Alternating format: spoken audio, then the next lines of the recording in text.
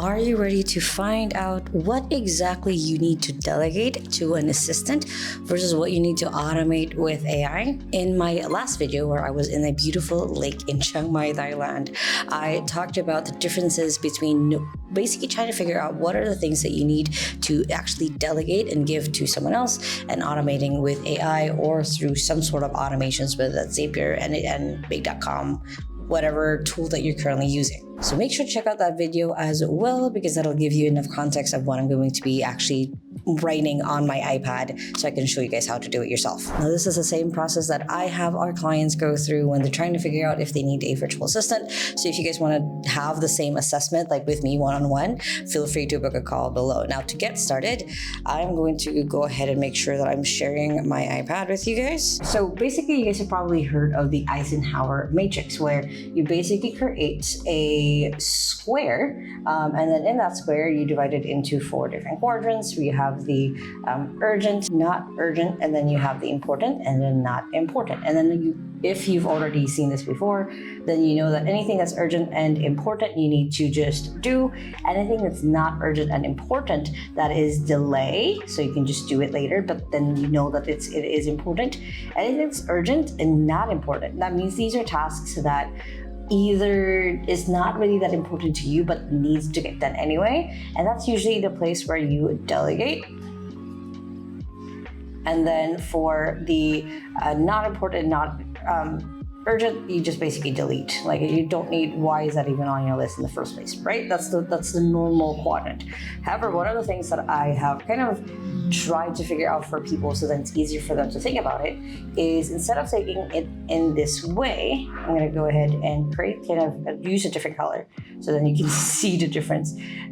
What I've basically done is, as a business owner, as a founder, whatever title that you currently have right now, you want to look at what are the things in your business that actually make you a lot of money. So I'll put that in the important. And then what are the things that are maybe not making you so much money? So I'll put that the smaller, not important. And then what are the things that you actually like doing? So I'll put that as a big heart. And one of the things you don't like doing is just a small heart. Now, the like doing and not like doing, this could be skill, like you're actually really good at this and that's why you enjoy doing it. It could be a task or an outcome that might not be as enjoyable anymore because you've gone further along in your business, but you might have started liking it a lot. As an example, for me, I used to really like editing my own videos, but now I have a fantastic editor who does it for me. So that's what I mean by tasks or outcomes that either that you like or you enjoy doing just because you're really good at it, or the things, again, you might not like or enjoy because you might not be really good at it. So looking at this, I'm going to go ahead and now delete, just because I've now showed you guys what that is. So it's not going to be as confusing. So instead of the do, delay, delegate, delete, I'm going to walk you guys through. So this is essentially a little bit of I call it like the 80-20 assessment. Like, you're looking at the things that you're doing in a day. This is more of like a 75-25, just because of course it's split into 4 quadrants instead of 5. But you're going to be going through and looking at what are the things that I'm doing right now that I really enjoy and that make my business like grow or make money.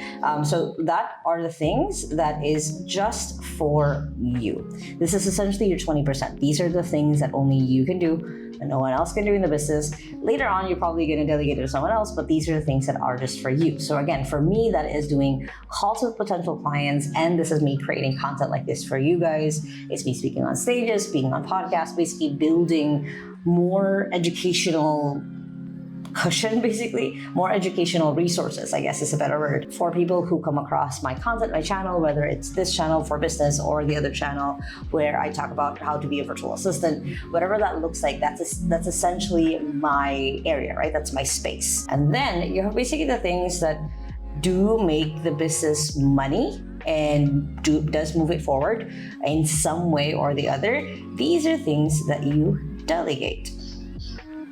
because they're not necessarily things that you have to actually do, because you might suck at it, you might actually not be good at it. You just have to kind of do it just because it is your business. Now, for me, the very first things that I delegated is editing this video, is because as much as I enjoyed kind of doing the video editing process, I'm not the expert at it. I was just doing the most basic things when it came to editing my own video versus my amazing video editor who can do so much more. And it is essential to my business because I've gotten your attention now, and in the future you might book a call, and of course that brings in more clients or more attention into the business. So that is still very much a skill that I am not the best at, but it's essential to the parts, basically to the process of growing my business. Now, for the tasks that don't make you a lot of money, but you love doing for one reason or the other, this is funny enough one of the things that you can just go ahead and automate. So what I mean by this is the area to automate. So for me, I enjoy the onboarding process when it comes to having a new client. However, these are things that I don't have to necessarily do, that kind of just pushes things forward rather than pushing them up. So these are one of the things that I actually automated within my business using make.com, where we have simple automation set up, where the moment that someone pays an invoice, they get a series of emails that's custom to them, that basically looks at the transcription of the video that we went through on a call with, and basically make sure that each email is actually custom to them. So this is what I mean by this is something that doesn't really make money in the business, but like I enjoyed doing at the very beginning, but again, doesn't have to be necessarily done by me. So these are the things that I would need to automate in my business. So for you, with your assistant, with your team, these are recurring tasks. These are the things that need to be done daily, weekly, monthly, whatever it is, that basically doesn't take much effort. That again, it moves the business forward instead of up, but you still need to do it to keep moving forward as you're going up.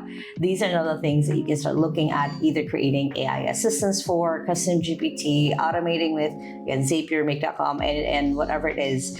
That's the area that you're going to be focused on. And of course, the last one, honestly, there's not really a difference between Eisenhower matrix and basically this assessment. It's just anything that doesn't need to be done in your business, that no one really enjoys and doesn't really move you forward, you might want to think about either delegating or making sure that it is documented in some way. I guess that's the other one, is just document. So then anytime that in the future it might be important, but you actually have now it written down, it's not stuck in your head, not stuck in someone else's head.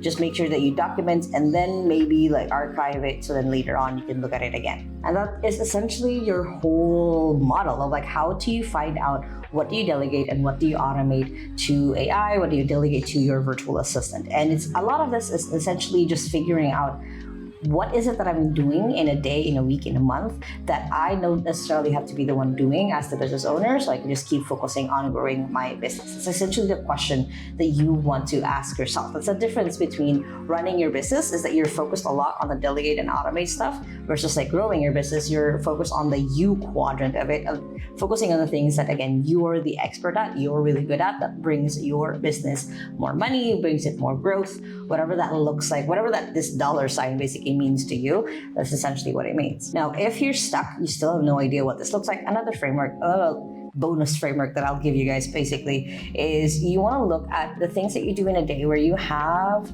your specialty. So I usually call this like your surgeon story, and you guys have probably heard of me talking about this before in other videos, where you have your operation room, right? Like your OR.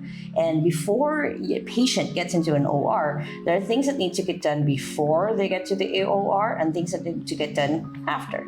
So essentially, what are those things within your business, in your day-to-day, where you just get to show up so you can just do the you part of the quadrant? So again, for me, it's going through creating these videos, it is going through the calls with potential clients. Now for me, if I'm going to create a video, my assistant on the before side, these are another things that I have delegated, on the before side has gone ahead and looked at the things that I need to get done with just content research, competitor research, keyword research, whatever that is, to make sure that by the time that I am here, I press record, I have everything prepared, then I will just blab and talk to you guys. Now the after side of this, which is the video editing, the uploading it on YouTube, making sure the tags are right, making sure the description right, part of it are like automated just because we use ChatGPT for like keyword research, for SEO. We use like different tools for it. So it is to a point automated, and of course like parts of it that are still delegated, like the video editing of this video. So whatever that looks like for you and your business, you can look at these two different concepts of how to be able to apply it to yourself and your business in your day-to-day as you're trying to figure out what to delegate and what to automate. Now in the next couple of videos, I'm going to give you guys different examples per profession or per industry that you might be in. So let me know in the comments what profession or industry you are, and I'll use that basically. It's like, oh, someone said like this, let me go ahead and walk you through how to be able to do this for your business, whatever industry that you are in. Now, if you guys like this video, make sure to hit the thumbs up button right there. And if you still haven't yet, make sure to hit the subscribe button right there so you don't miss any of my videos every Thursday on how to grow your business with a virtual assistant and AI. And if you are a virtual assistant yourself or you want your virtual assistant to learn more, I do have a whole YouTube channel right here. And of course, make sure to check out the latest video right here. And of course, if you want to move forward and have me do this assessment call with you, just book a call in the description below. I hope you guys have a wonderful and amazing day. And remember that small steps matters. And I'll see you in the next video. Bye.